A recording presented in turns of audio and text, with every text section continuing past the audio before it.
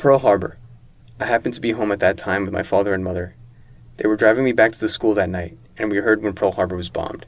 My first reaction was, what is Pearl Harbor? I remember the day after Pearl Harbor. We were having lunch at the fraternity. Ron Jarvis, president. We all stood up, and he said, I can always remember that. After today, we probably will not ever be together again like this. We sang Auld Lang Syne, and then we held each other's hands, right around the table.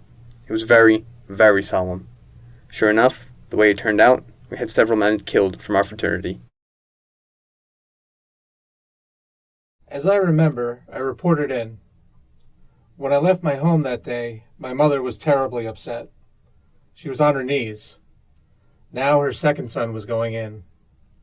It was hard, but I didn't look back. I couldn't look back. They swore me in with a number of other men. I remember one of the drill sergeants came over to me. He asked, after I was given this oath of allegiance to the Constitution, what service I'd like to be drafted into.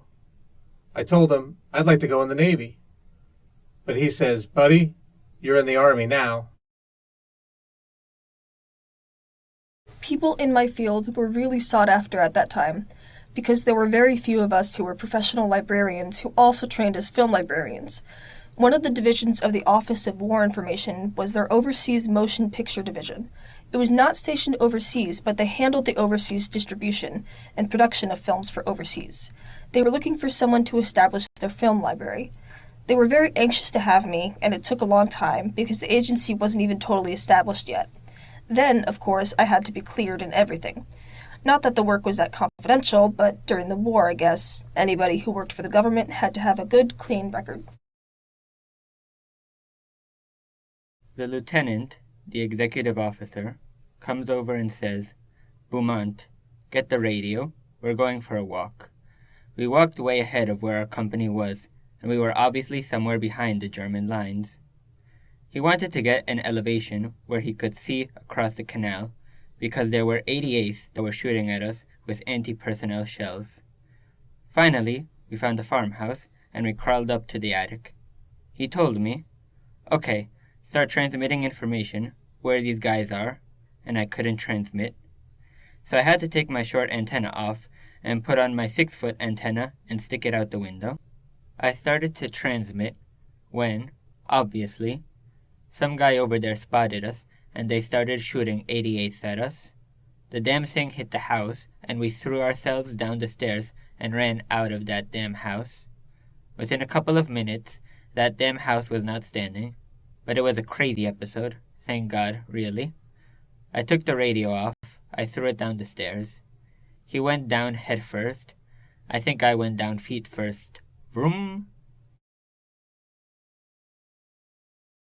I can tell you exactly the first time the classic movie bullet pinged off the stone windowsill from which I was shooting.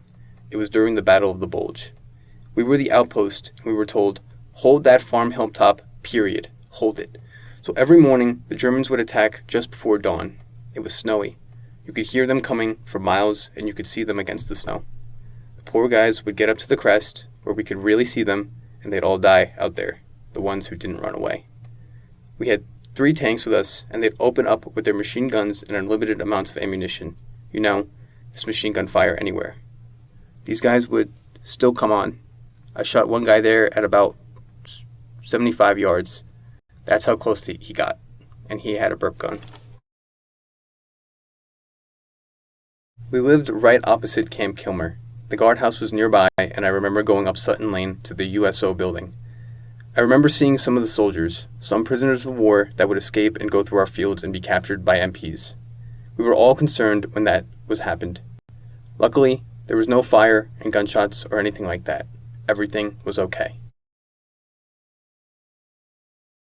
I crossed the equator 26 times, and it looks like I had about over 1,000 hours in the PB2Ys.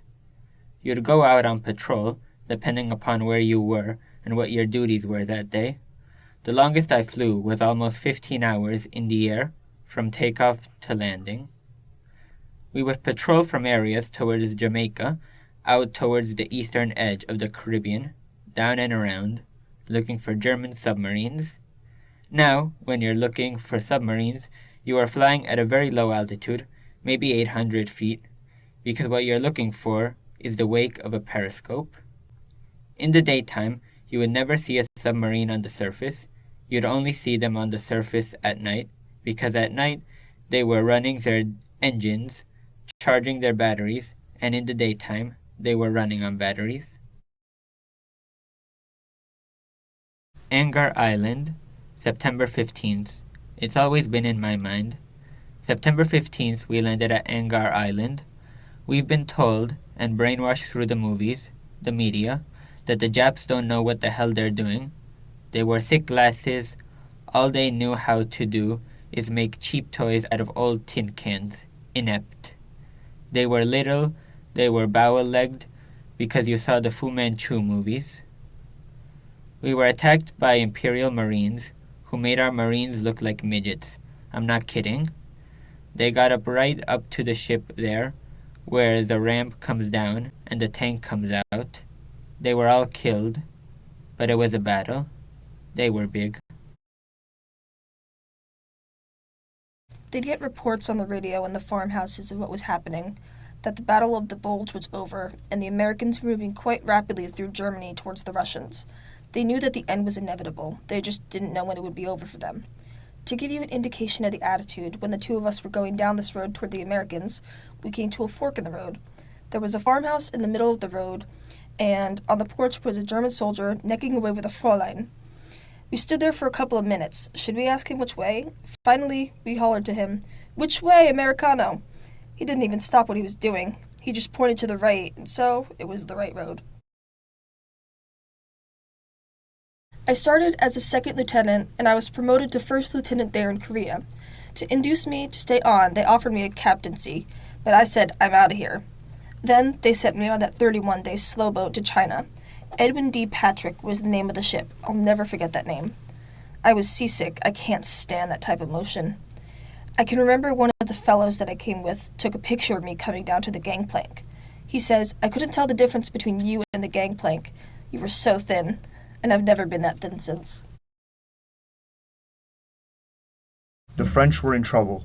They were being beaten by the Vietnamese. We were sent there to try to help and support them. We would do bombing missions, strafing, and napalm in support of the French troops. That is why we were there. You soon got to know that the French did not fight like the Americans did in Korea. You didn't have much of a desire to take the chance of being shot down when the French weren't, in our opinion, doing their share. They were collapsing. We were confined basically to the base there. It was in Astoria, Queens. I think it was a public pool. The fact that we held these meets in places that were probably public pools was crazy. The '64 Olympics trials in a lot of sports were in New York to coincide with the New York's World's Fair in '64. Because it was within driving distance, a lot of my teammates went. In 1964, there were still limited events for women in the Olympics. My only shot at making the team was to try to make it in the 100-meter butterfly. I was fourth, which meant I knew I made the team when I got fourth, but I was a relay alternate, which meant that in Tokyo, I would swim in the morning in the qualifying heats of the 400 medley relay. It was exciting. I mean, I made it. We didn't get to go home. We were taken right from there to staging in New York. Then we went to LA and stayed there for a month to train. Then we flew to Tokyo. My roommate was Don Harris, an African-American guy who got involved in civil rights and actually got arrested once too, down south. He was in jail. I remember that we got a notice out and we passed it out to all the people who came to the Princeton-Rutgers game. I guess it was 61, and basically making people aware of what had happened and that he should be supported and to do anything you could to make sure that he got out of jail. In terms of discussions of what was going on and what was faced, the fact that these are exceptionally brave people to venture down south, knowing what was going to face them, could be anything from death to terrible beatings. Some would be oblivious to it, I think. Once again, there was like an awakening up for all of America, thinking that things were fine in the north and the problems down south. Well, that's not the case, obviously. I was a participant in the Sharon meeting, which founded Young Americans for Freedom. I was up at Bill Buckley's estate in Sharon, Connecticut, and met a lot of important people there. That was really the beginning impetus for the Goldwater campaign. At that time, Goldwater for vice president. I was very active in that. It's a college group, college and young people's group, and I was active. I became a national director of that, one of the national board members, board of directors. I met a lot of very interesting people, not the least of which was Goldwater, of course, himself. In our society, guys are always looking for ways to prove themselves to be a man. So there was always a curiosity. Well, can I survive all this? We were getting a lot of guys coming to our unit who were from Vietnam. They had a couple years to serve. It was sort of like listening to somebody tell me a story about something that happened in medieval times. I didn't think that I could relate to that, but these guys had some pretty good insights about how to take a building and how to use a grenade launcher because they had used it before. In a strange way, it was exciting. I was going to this place that everybody is looking at. I was frightened because I didn't know what to expect and I didn't want to get hurt or killed. It's a whole combination of that. I was very fortunate because I ended up as chief of what they call the R&R branch, Rest and Recreation. I was assigned to Military Assistance Command, Vietnam, in Saigon.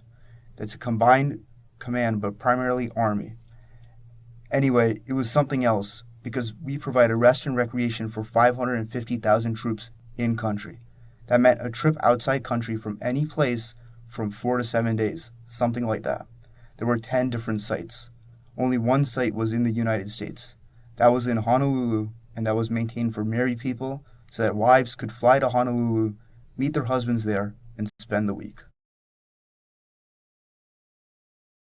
I recall times, like when we did our first Jupiter flyby, there is an intense radiation belt around Jupiter, and we were concerned about what would happen to the instruments from being subjected to this intense radiation. We were told by NASA headquarters not to go on to Saturn, because they wanted Voyager to be the first spacecraft to go to Saturn. But our project manager and I decided that we're going to make a little mistake and target it so that, from the swing by Jupiter, it would automatically go to Saturn. And it did. So we were the first to get to Saturn also.